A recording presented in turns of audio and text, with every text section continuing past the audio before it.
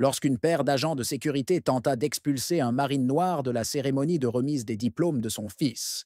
Personne ne s'attendait à voir 6 Navy SEALs surgir silencieusement de la foule, interrompant tout sans prononcer un mot. Solomon Drayton ne s'attendait pas à être reconnu en arrivant sur le parking arrière du lycée Elmedge. L'établissement ressemblait à tant d'autres dans les petites villes du Texas. Vieilles briques rouges, quelques drapeaux flottant au-dessus des portes et des élèves regroupés près du gymnase. L'endroit grouillait déjà de monde. Des parents en chemise boutonnée, des frères et sœurs avec des pancartes faites main, une femme âgée appuyée sur un déambulateur. Tout était conforme à ses attentes. Il gara sa Dodge Charger près du grillage et en sortit, ajustant son uniforme bleu foncé de marine. Ses bottes brillaient, non pas pour attirer l'attention, mais parce qu'il n'avait jamais fait les choses à moitié. Il scruta les lieux. Sa posture était droite et posée. Malgré sa sérénité, son visage reflétait celui d'un homme qui avait vu la vie sous tous les angles. Il avait conduit 8 heures depuis Temple pour assister à la remise des diplômes de son fils. Il aurait pu prendre l'avion, mais la voiture préférée de sa défunte épouse était la Charger, et 2 ans après sa disparition, la route le rapprochait encore d'elle. Il ouvrit la boîte à gants et en sortit une photo délavée. Une petite déchirure dans un coin la montrait, sa femme berçant son bébé Tyrone. Il la glissa dans la poche intérieure de sa veste. « Tu m'as manqué », murmura-t-il. « Je ne voudrais pas rater ça. » Sa marche vers l'entrée était lente, posée. Chaque pas portait quelque chose de lourd et de non-dit. À l'intérieur, le gymnase bourdonnait de vie.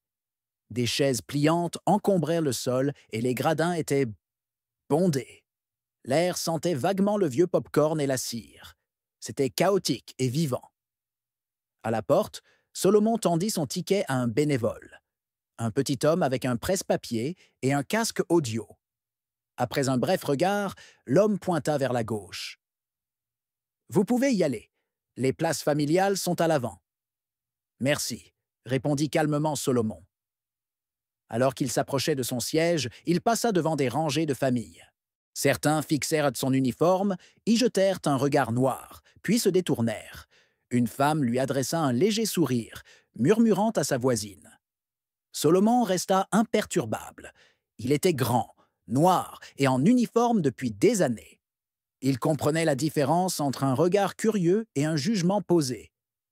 Il atteignit son siège et s'assit sur une chaise en plastique qui vacillait légèrement. Il l'ajusta sans se plaindre. La scène était décorée, les lettres argentées, « Promotion, 2024 », s'étalant sur le mur du gymnase. Les membres du conseil scolaire se tenaient près du podium. Solomon regarda la file de diplômés au fond. Tyrone était là, grand et mince, avec les yeux de sa mère. 18 ans passés en un éclair. Il se souvenait avoir tenu son fils nouveau-né dans ses bras alors qu'il était encore en uniforme, les mains couvertes de poussière d'Okinawa. Il n'avait eu que 4 jours de permission.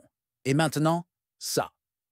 Il restait assis, immobile, clignant à peine des yeux, savourant l'instant. Les gens continuaient de se rassembler autour de lui. Les chaises raclaient, les papiers bruissaient. Quelqu'un rit trop fort. Un homme jura après avoir renversé son café. Solomon resta dans sa bulle. Son attention resta concentrée sur la scène, les étudiants et la photo pressée contre sa poitrine. Puis la musique commença. Pomp and Circumstance. La foule se leva. Certains étudiants semblaient nerveux, d'autres radieux. Solomon se tenait également debout, le dos droit, les bras le long du corps. L'hymne national suivit. Des mains se levèrent vers les cœurs. Solomon ne bougea pas. Il n'avait pas à le faire. Toute sa posture était un salut. Il repensa à sa femme, à la façon dont elle aurait pleuré pendant tout l'événement, rajustant la cravate de Tyrone encore et encore. Son regard ne quittait pas l'horizon. Mais juste au moment où l'hymne prenait fin, 2 hommes en uniforme entrèrent dans l'allée, se dirigeant droit vers lui. Ils marchaient d'un pas décidé. Pas de policiers, mais des agents de sécurité, Harland, d'après leur badge. Leurs uniformes étaient simples, polo noir, pantalon cargo, écouteurs, radios attachés à la ceinture. Aucun des deux ne paraissait avoir plus de 30 ans. L'un d'eux était petit, large d'épaules, le crâne rasé et l'air tendu. L'autre était grand, mince et mâchait du chewing-gum, comme s'il avait un endroit plus important à visiter. Solomon les vit immédiatement, mais ne réagit pas. Son entraînement lui avait appris depuis longtemps que l'immobilité avait souvent plus d'autorité que l'action. Il gardait le regard droit devant lui, les mains posées légèrement sur ses cuisses. Le plus petit des gardes s'arrêta à côté de lui et se pencha juste assez pour parler à voix basse. « Excusez-moi, monsieur, » dit-il doucement. « Nous allons avoir besoin de vous. » Solomon tourna lentement la tête. « Il y a un problème ?» Le plus grand s'avança. « Oui, cet espace est réservé aux familles des étudiants de dernière année. » Solomon cligna des yeux, puis fouilla dans son manteau et en sortit le ticket imprimé qu'il avait déjà montré. « C'est ma place assignée. Troisième rangée, section gauche. Place familiale. Confirmé. » Le plus petit des gardes n'y jeta même pas un coup d'œil. « On nous a dit que c'était complet. » Solomon ne bougea pas. « C'était complet à mon arrivée aussi. Qui vous a donné cet ordre ?» Le garde le plus grand bougea légèrement, non préparé à la réponse calme et mesurée. « Écoutez, ce n'est rien de grave. Il y a des places libres à l'arrière. Ne déformons pas la situation. » Les yeux de Solomon se plissèrent, non pas de colère, mais d'une réflexion silencieuse. « J'ai fait 8 heures de route pour voir mon fils obtenir son diplôme. Je reste ici. » Quelques personnes à proximité avaient commencé à le remarquer. Une femme, 2 rangées plus loin, donna un coup de coude à son mari, lui indiquant la scène. Quelqu'un dans les gradins ajusta son téléphone, probablement en train d'enregistrer. Le petit garde se redressa, scrutant la salle du regard. « Monsieur, je vous le demande encore une fois. »« Vous pouvez poser toutes les questions que vous voulez, » répondit Solomon d'une voix plus basse, plus ferme. « Je ne bouge pas. » Le grand garde claqua la langue. « Vous seriez peut-être plus à l'aise à l'arrière. C'est tout ce que nous disons. » Et voilà. Solomon le regarda droit dans les yeux. Cette phrase n'avait rien à voir avec la logistique ou la politique officielle. Il s'agissait de quelque chose de plus profond, de plus ancien, quelque chose qui le suivait depuis des décennies, dans les bureaux, les salles d'attente, les porches et même les bases militaires. Caché derrière la politesse, à peine audible mais toujours présent, il ne répondit pas. L'atmosphère changea, comme lorsqu'une limite a été franchie et que tout le monde le sent. Le plus petit des gardes le remarqua aussi. Il ajusta la radio à sa ceinture, parlant doucement dans le micro, tout en gardant les yeux fixés sur Solomon. Solomon resta immobile, le regard droit devant lui, comme si la discussion était terminée, car pour lui, elle l'était. Une femme à côté de lui, âgée et pâle, se pencha légèrement vers lui et murmura « Ne les laissez pas vous déplacer. » Il hocha légèrement la tête, mais ne dit rien. Il ne voulait pas de scène. Il voulait juste voir son fils obtenir son diplôme comme n'importe quel père. Mais les gardes n'en avaient pas fini. Le grand baissa de nouveau la voix. « Si vous avez une plainte à formuler, adressez-la au secrétariat. On ne fait qu'obéir aux ordres. » Solomon tourna légèrement la tête. « Vous avez un nom, fiston ?» Le garde cligna des yeux. « C'est l'agent M. »« Pas l'agent ?» dit Solomon. « Vous êtes agent de sécurité privée. » Le petit est intervenu. « Bon, ça suffit. Si vous ne vous levez pas... » Il ne termina pas sa phrase, car à cet instant la porte du gymnase s'ouvrit et 6 hommes entrèrent. Pas d'uniforme, pas d'insigne, juste des pas fermes, des postures carrées et des visages qui avaient résisté à des épreuves bien plus rudes que des conversations gênantes et des suppositions erronées. Ils n'entrèrent pas en groupe. Ils entrèrent au compte-gouttes, chacun à leur place, comme des étrangers. Mais quiconque y prêtait attention pouvait le voir. Ils bougeaient de la même manière, scrutaient la salle de la même manière, restaient immobiles de la même façon. Solomon ne se retourna pas. Il n'en avait pas besoin. Il savait exactement qui ils étaient. Les gardes, non. Pas encore. Mais ils allèrent le faire. Solomon resta concentré sur la scène. Sa mâchoire resta immobile. Mais son esprit changea de vitesse. Il n'était pas en colère, pas encore, mais quelque chose en lui s'était enclenché. Ce bouton intérieur réservé à la pression, à la survie, au contrôle. Les gardes restèrent. Ils s'attardèrent, non pas pour faire respecter la politique, mais pour faire passer un message, pour lui rappeler qui avait l'autorité.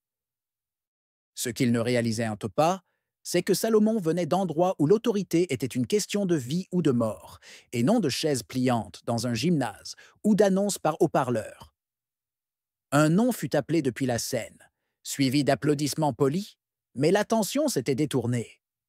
Ceux qui se trouvaient à proximité étaient concentrés sur la tension qui montait, même s'ils faisaient un semblant de ne pas l'être. Le grand garde, Mali, remua de nouveau. Il se pencha, la voix plus douce. « J'essaie de vous aider, d'accord? Il n'y a pas lieu d'envenimer la situation. » Les yeux de Solomon se tournèrent vers lui. « Ce n'est pas une faveur que tu es en position de lui accorder. » Il y eut un silence. Mali recula légèrement, reconsidérant son approche. Mais le plus petit, Garvin, indiquait son badge, était moins patient. Il supportait mal le défi. Sa main plana de nouveau sur sa radio. Quelques rangs plus loin, un homme se leva lentement. Personne ne le remarqua d'abord.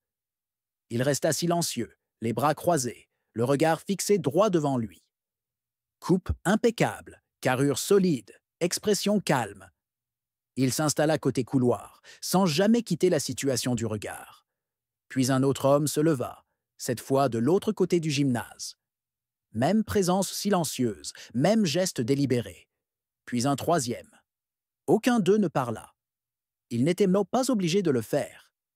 Solomon les reconnaissait sans même les regarder. Son instinct n'exigeait aucune confirmation. Il avait guidé ses hommes à travers la boue, le feu et des moments de silence plus sombres que tout ce que la plupart des gens avaient jamais connu. Garvin se pencha à nouveau, cette fois sur un ton différent. Plus un avertissement qu'une demande. « Écoute, mec, tu es en train de transformer ça en quelque chose d'inutile. » Solomon tourna lentement la tête. « Et tu ne m'entends toujours pas. » Les doigts de Garvin tressaillirent à nouveau près de la radio, mais avant qu'il puisse parler, une voix brisa la tension à 3 mètres de distance. « Y a-t-il une raison pour laquelle cet homme est harcelé ?» Calme, ferme et basse. Pas assez forte pour attirer l'attention, mais assez forte pour que la salle s'arrête pour l'entendre. L'orateur se tenait dans l'allée centrale, grand, barbe poivre et sel, un manteau noir sur mesure sur une chemise grise. Il s'appelait Creedman. Solomon l'avait un jour tiré des décombres à Kandahar, le traînant sur plus de 180 mètres à découvert sous le feu ennemi. Garvin leva les yeux, pris au dépourvu. « Qui êtes-vous » Creed ne répondit pas. Il fit un pas en avant. « Je vous ai posé une question. » Mali leva la main. « Monsieur, on a la situation en main. »« Non, » dit Creed, plus sèchement. « Vous n'y arriverez pas. » Un autre homme se tenait dans les gradins du fond. Puis un autre. Maintenant 4. Solomon restait assis, silencieux. Mais toute la partie gauche du gymnase s'était retournée pour regarder. Un enfant le désigna du doigt. Un professeur fit un signe vers la scène, essayant de détourner l'attention, mais personne ne se souciait plus des diplômes. Creed fit un pas de plus. « Vous vous ridiculisez, et vous êtes à 2 doigts d'empirer les choses. » Garvin regarda Mali, dont la confiance s'effritait. C'était évident maintenant. Il ne s'attendait Dieu pas à une résistance. Pas comme ça. « Je me fiche de vos ordres, » dit Creed. « Vous ne touchez pas à cet homme. Vous ne lui dites pas de bouger. Vous ne le lui demandez plus. » Un silence pesant s'installa dans le gymnase, non pas par peur, mais par respect. Un respect profond, grandissant à mesure que de plus en plus de personnes prenaient conscience du poids de l'instant. Solomon leva enfin les yeux et croisa le regard de Creed. Il hocha légèrement la tête. Ni un remerciement, ni une supplication, juste une reconnaissance. L'expression de Creed s'adoucit. Puis il recula et se rassit, les bras toujours croisés. Mais la tension dans la pièce n'avait pas disparu. Pas encore. Tout le monde attendait, guettant le prochain mouvement des gardes. Tout le reste, la scène, les banderoles, les visages, s'effaça de l'esprit de Solomon. Ses yeux étaient ouverts, mais ses souvenirs le ramenèrent. 15 ans en arrière. Afghanistan. Province de Kandahar. Fin d'après-midi. Le soleil ne se couchait pas là-bas. Il s'abattait violemment, peignant le désert de rouille et de métal. Solomon, alors sergent artilleur, venait de terminer un briefing d'unité lorsque tout bascula. Une bombe artisanale frappa leur convoi, renversant le Humvee de tête comme un jouet. La poussière et les éclats d'obus emplirent l'air. Puis les balles fusèrent, en formation serrée, pas au hasard. Solomon ne s'arrêta pas. Il se déplaça rapidement, se cachant derrière un chambranle de portes tordues, évaluant le chaos. La fumée étouffait l'autre extrémité de la vallée. 6 hommes étaient à terre, coincés derrière un deuxième camion en feu. L'un d'eux en tirait déjà un autre.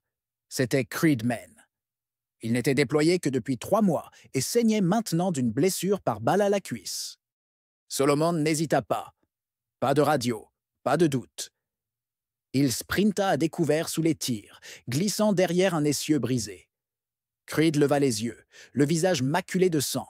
« Tu saignes, » dit Solomon. « Tu crois ?» haleta Creed. Solomon attrapa les sangles du soldat inconscient à côté de lui, Enrique Stowe, et commença à le traîner. Creed le poussa par derrière, grimaçant de douleur. « Où est Divas ?» cria Solomon. Creed pointa faiblement du doigt. « À gauche, sous le capot. » Solomon se retourna. Il était là, un jeune SEAL, coincé sous un morceau de bloc moteur, la jambe coincée. Il appelait à l'aide, mais il était trop faible pour bouger. Sans hésiter, Solomon dit à Creed « Reste à terre et bouge quand je le ferai. » Creed hocha la tête. C'est à ce moment-là qu'il commença vraiment à comprendre ce qu'était un véritable leadership. Solomon traversa le champ en courant. Son pied heurta du gravier, puis quelque chose de pire, mais il ne s'arrêta pas. Il se laissa tomber près de Divas, s'accroupit et attrapa le capot écrasé à 2 mains. Il ne bougeait pas. « Gunny, arrête !» hurla Divas. « Je vais bien, vraiment. »« Tu ne restes pas ici, » répondit Solomon. Il planta un pied, poussa de toutes ses forces et tendit jusqu'à ce que ses côtes hurlent. Le métal craqua, mais se souleva juste assez pour que Divas puisse dégager sa jambe. Ils retombèrent ensemble et rampèrent vers la crête. Des balles claquèrent au-dessus de leur tête. Creed revint, aidant Stowe, qui boitait sur sa seule jambe valide. 2 autres suivirent. Limb et Horton, le visage couvert de cendres, armes prêtes. Lorsque les coups de feu ont cessé, personne n'a célébré. Aucun discours. Juste une respiration saccadée et le doux murmure de la survie. Tous les 6 étaient bien vivants. Solomon fut le dernier à bouger. Il resta en arrière pour couvrir le groupe jusqu'à ce que la poussière retombe et que l'évacuation sanitaire arrive. Il ne parla pas beaucoup ensuite, mais Creed n'oublia jamais. Aucun d'eux ne l'oublia. À partir de ce jour, c'était décidé. Si Salomon avait besoin de quoi que ce soit, où que ce soit, il serait là. Toujours. De retour au gymnase, Creed resta assis, observant les gardes qui s'attardaient encore près de Solomon. Il ne pensait plus au champ de bataille. Il pensait à la loyauté. L'homme qui l'avait porté hors d'une zone de guerre était maintenant interrogé lors d'une cérémonie scolaire pour avoir simplement tenté de voir son fils obtenir son diplôme. Creed serra les poings. Un autre SEAL, Javier Mix, entra et s'assit discrètement 4 rangs plus loin. Puis Zachary Wells se glissa à l'autre bout du gymnase. Il ne parlera pas. Il n'en avait pas besoin.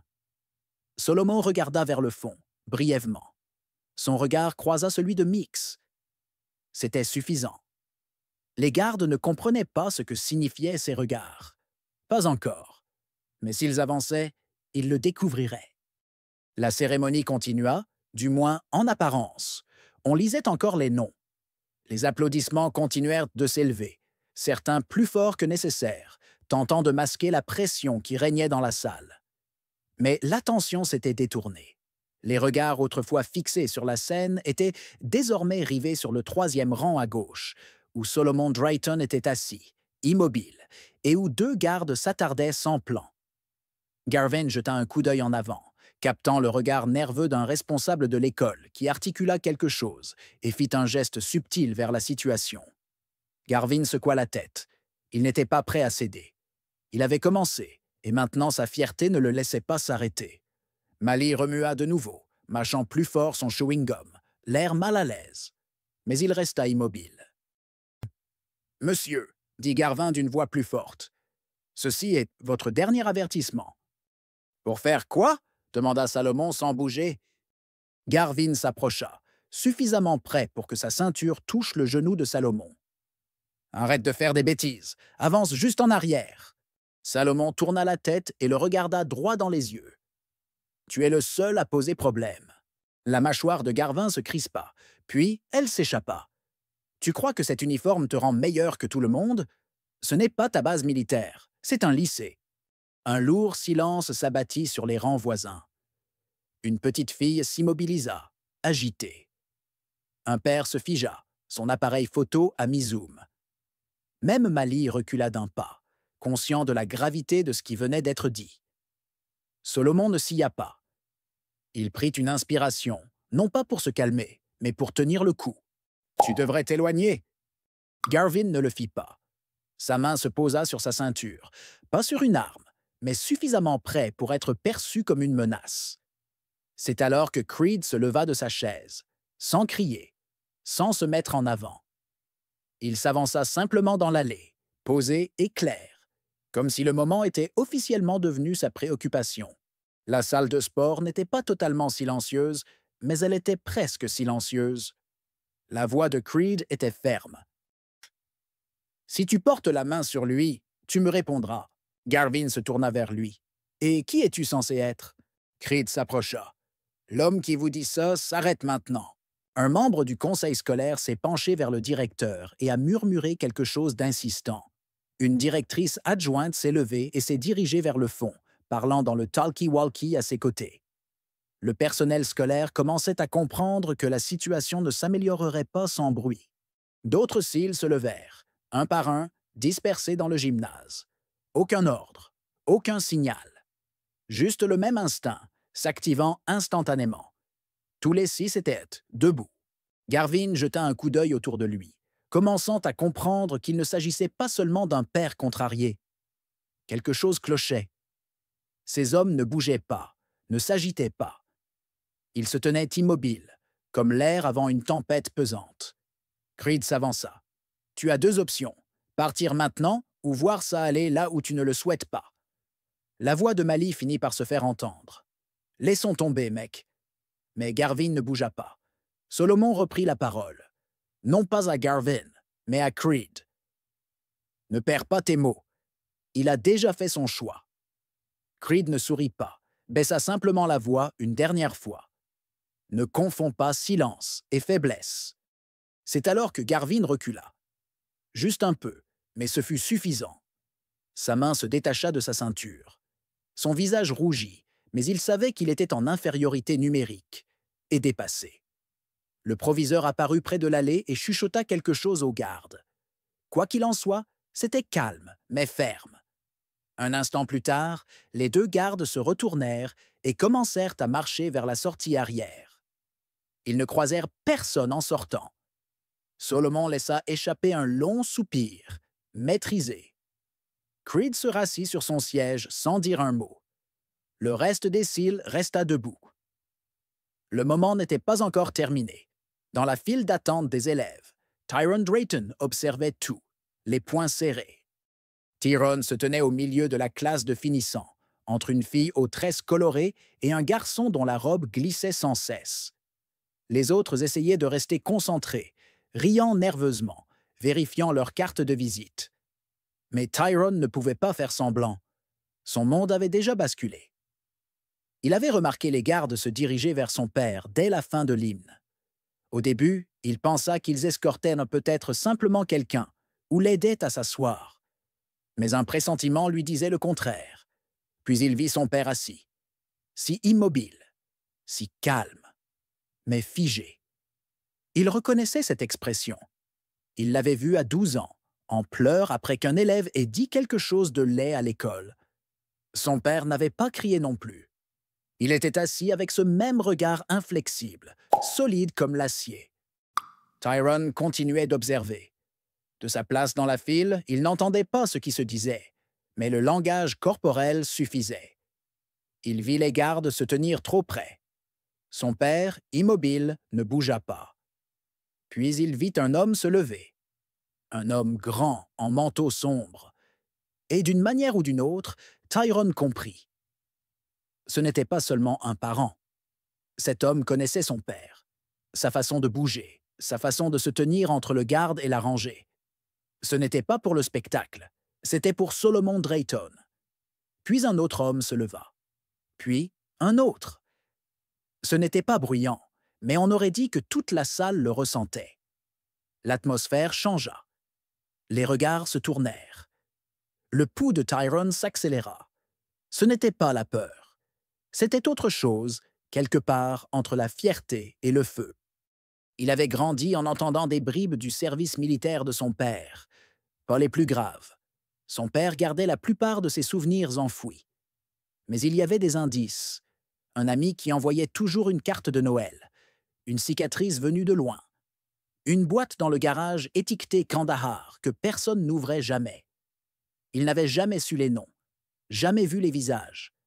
Mais maintenant, ils étaient Mingola, debout, comme s'ils avaient toujours été prêts, comme s'ils n'avaient jamais cessé de surveiller les arrières de son père. Tyrone cligna des yeux, luttant contre la douleur qui lui brûlait les yeux. Il ne pleurerait pas. Pas maintenant. Pas ici. La file d'attente avança. Quelques noms furent appelés. Les applaudissements revinrent, lents au début, comme si quelqu'un avait appuyé sur « play » après une longue pause. Mais la salle avait changé. Il ne s'agissait plus de décoration. Il s'agissait de quelque chose de plus profond. L'un des proviseurs adjoints toucha l'épaule de Tyrone et dit quelque chose, mais il ne comprit pas. Il hocha quand même la tête. L'élève à côté de lui se pencha et murmura « C'est ton père ?» Tyrone ne répondit pas. Il n'en avait pas besoin. Tout le monde avait vu. Maintenant, toute la salle de sport comprenait quel genre d'homme était vraiment Solomon Drayton. Dans la foule, Creed resta debout. Il ne cherchait pas les applaudissements. Il ne cherchait pas à attirer l'attention. Il gardait les yeux fixés sur Solomon, toujours assis sur cette même chaise en plastique, les mains posées sur ses genoux, les yeux rivés sur la scène comme si de rien n'était. Mais quelque chose s'était passé. Les autres cils restèrent debout, eux aussi. Non pas en démonstration de force, mais comme un signal discret. Leur silence avait plus de poids que n'importe quelle annonce. Certains parents applaudissaient plus fort à chaque nom appelé, comme pour tenter de rétablir l'équilibre dans la salle, de rendre hommage à ce qui venait de se passer. Le gymnase n'était plus seulement un lieu de cérémonie. Il était devenu un lieu vivant, animé par un moment d'injustice, ancré dans le respect. Salomon ne bougea pas, ni par défi, ni par amertume. Juste là, présent. Un père regardant son fils faire un pas de plus dans le monde. Mais le moment qui allait tout changer n'était pas encore arrivé. Il approchait encore. Et lorsqu'ils appelleraient enfin Tyrone, toute la salle cesserait de faire semblant.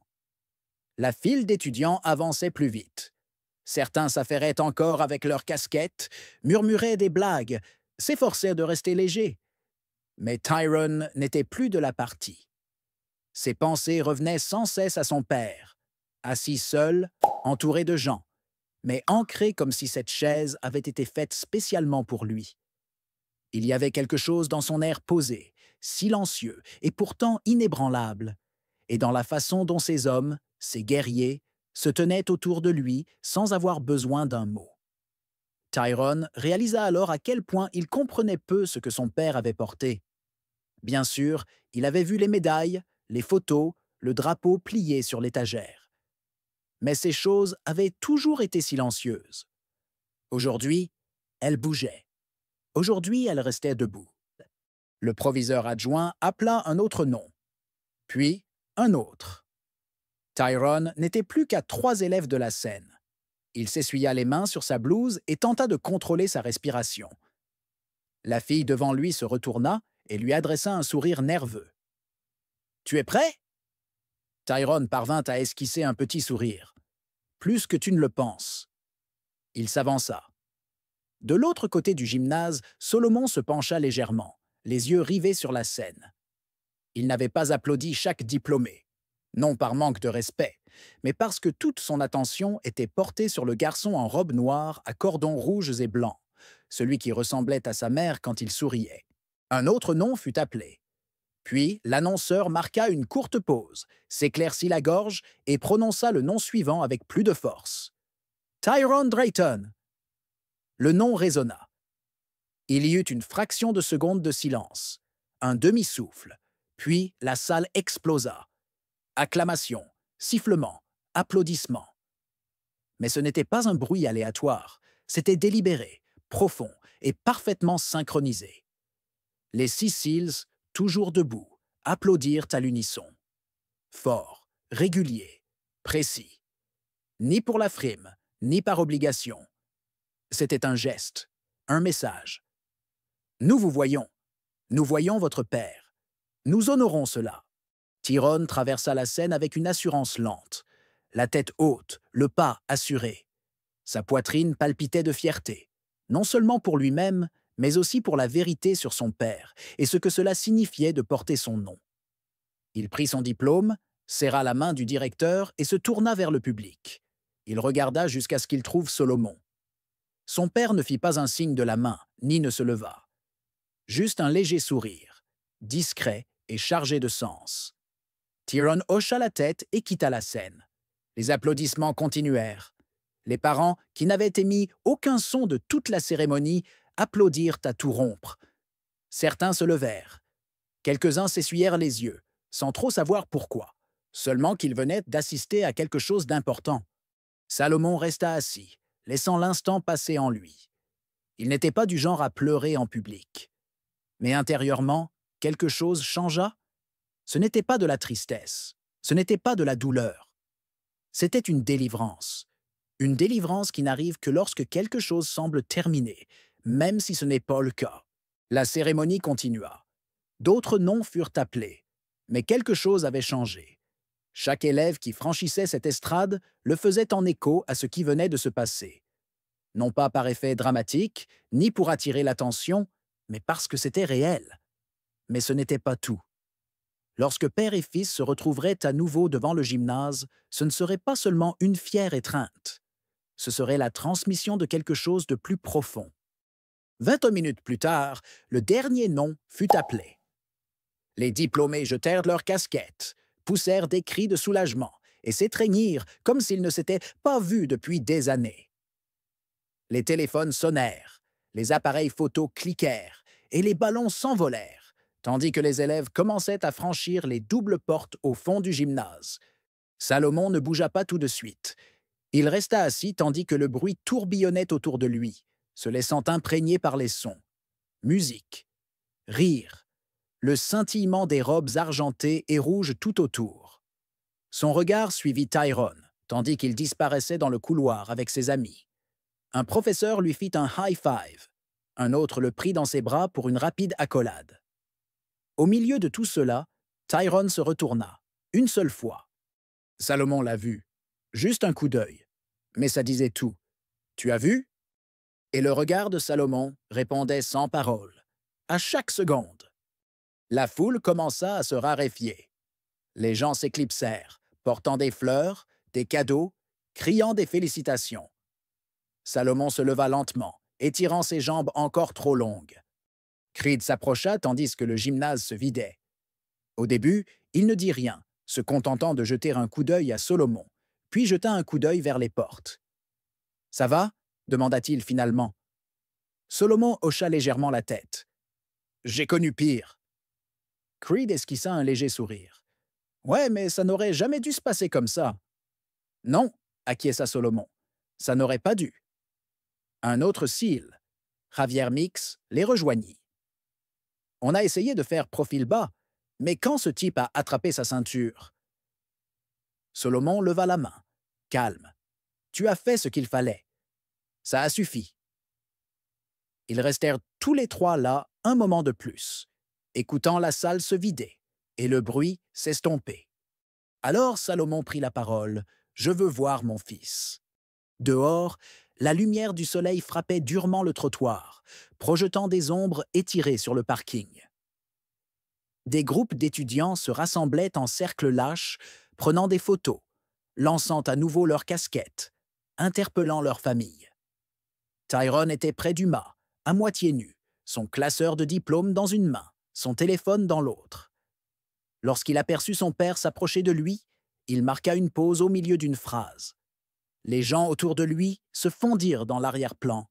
Ils se retrouvèrent à mi-chemin. Tyrone prit la parole le premier. « Ça va ?» Solomon hocha la tête. « Et toi ?»« Oui, » dit Tyrone, puis il détourna le regard. « Ils ont essayé de te faire partir. »« Je sais. » La mâchoire de Tyrone se serra. J'étais à 2 doigts de quitter la scène. « Je suis sérieux. » Solomon posa une main sur son épaule. « Et c'est exactement pour ça que tu ne l'as pas fait. » Tyrone parut perplexe. « Que veux-tu dire ?»« Parce que tu savais que je pouvais me débrouiller. Et parce que tu es resté concentré, que tu as vécu l'instant présent. Tu ne les as pas laissés te voler ça. » Tyrone prit une inspiration. « Ces types qui se sont levés, qui étaient-ils » Solomon regarda par-dessus son épaule. Les Seals étaient là dehors, eux aussi, rassemblés près des portes, parlant doucement. Ils ne cherchaient que pas à s'attribuer le mérite.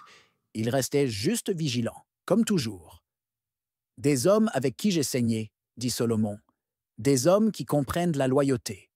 Des hommes qui se souviennent. » Tyrone hocha lentement la tête. « C'était quelque chose. » « Il le fallait, » dit Solomon. « Parfois, se taire est plus éloquent. Et parfois, rester immobile en dit plus que n'importe quel discours. » Ils restèrent silencieux un instant. Puis Tyrone sourit. « Alors, tu vas me raconter quelques-unes de ces histoires maintenant ?» Solomon rit légèrement. « Quelques-unes. Tu es assez grand pour les vraies histoires maintenant. » Ils se tenaient là, côte à côte, pas seulement père et fils, mais 2 hommes liés par un non-dit.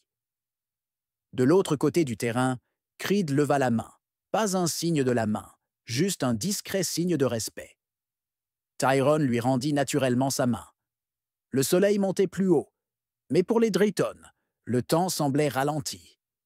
Un instant subsistait cependant, celui qui contenait la leçon à venir. Quand Solomon et Tyrone atteignirent le parking, la plupart des gens étaient répartis. Quelques familles s'attardaient, riant, pliant les chaises, chargeant les cadeaux dans les malles. L'effervescence s'était estompée. La lumière s'atténuait, le jour cédant la place au soir. Solomon déverrouilla la vieille Charger, la voiture de sa femme, celle qu'elle utilisait pour les réunions scolaires, les voyages, la vie quotidienne. Tyrone s'arrêta devant la portière, caressant du doigt une éraflure près de la poignée. « C'est elle qui aurait été la plus bruyante à applaudir aujourd'hui, » dit-il. « Et elle t'aurait fait reprendre toutes les photos jusqu'à ce que ton sourire soit parfait, » répondit Solomon en souriant. Ils montèrent et fermèrent les portes. La voiture était chauffée par le soleil, mais on aurait dit une bulle de silence, coupée du reste. Tyrone se tourna vers son père. « Je dois te demander, pourquoi n'as-tu rien dit à ces gardes? Tu es resté assis là. » Solomon tapota le volant une fois, puis leva les yeux. « Parce que je n'ai pas à prouver qui je suis, et je n'ai pas besoin d'élever la voix pour être entendu. » Tyrone regarda par la fenêtre, pensif. « Tu sais combien de fois j'ai dû choisir entre me taire ou exploser ?» poursuivit Solomon. « Ce qui s'est passé aujourd'hui, ce n'était pas la première fois que quelque chose comme ça se produisait. Ce ne sera pas la dernière. Mais comment réagir? C'est notre nature. » Tyrone secoua la tête. « Mais ils t'ont manqué de respect, devant tout le monde. »« Oui, » dit Solomon, « et tout le monde l'a vu. Mais ils ont aussi vu la vérité. Ils ont vu 6 hommes qui auraient pu être n'importe où ailleurs se lever sans hésiter. Non pas parce que je les ai appelés, parce qu'ils ont compris. » Tyrone resta un moment à réfléchir. Puis Salomon reprit la parole. Mon fils, la vie te donnera d'innombrables occasions de réagir avec colère. Et parfois, bien sûr, la colère est la bonne réponse. Mais le plus souvent, le silence est plus profond. La dignité dure plus longtemps. C'est ce dont les gens se souviennent. Salomon fouilla alors dans sa veste et en sortit la photographie pliée. La photo montrait Tyrone bébé, enveloppé dans les bras de sa défunte mère. J'ai gardé ça avec moi pendant toute la période de Kandahar, dit Solomon. Je l'ai gardé après le décès de ta mère. Je l'ai apporté ici, aujourd'hui. Non pas parce que ça me rend plus fort, mais parce que ça me rappelle ce qui compte suffisamment pour être protégé. Tyrone parla doucement. Tu as toujours su qui était de ton côté. Solomon sourit. Je n'avais pas besoin de savoir. J'y croyais, c'est tout. Les vrais hommes ne disparaissent pas quand les choses vont mal. Ils se montrent. Ils tiennent bon. Il y eut un moment de silence avant que Tyrone ne dise « Je veux être comme ça, comme toi. » « Tu l'es déjà, répondit Salomon. Tu as traversé cette étape la tête haute. Tu n'as pas laissé la colère te voler ton moment. Tu as gardé ton calme, même quand tout autour de toi essayait de te faire trembler. À l'extérieur de la voiture, les derniers cils montaient dans leur véhicule. Creed jeta un dernier coup d'œil à la Charger avant de démarrer. Solomon hocha légèrement la tête, sans un mot, juste un signe silencieux annonçant quelque chose qui allait durer. Tyrone se cala contre le dossier de son siège. « Et maintenant ?» Solomon tourna la clé, et le moteur démarra avec un vrombissement profond. « Maintenant, on rentre. À toi de choisir le dîner. » Tyrone sourit. « Waffle House. » Solomon rit. Bien sûr, alors qu'ils quittaient le parking, l'école rapetissait dans le rétroviseur. Mais ce qui se passait dans le gymnase resterait gravé dans la mémoire de tous ceux qui en furent témoins. Et pour Tyrone, ce jour-là fut plus qu'une simple remise de diplôme. Il marqua le moment où il comprit que la virilité n'était pas une question de volume. Il s'agissait de savoir se tenir quand personne ne regarde. Certains hurlent pour se faire remarquer. D'autres restent immobiles et ne sont jamais oubliés.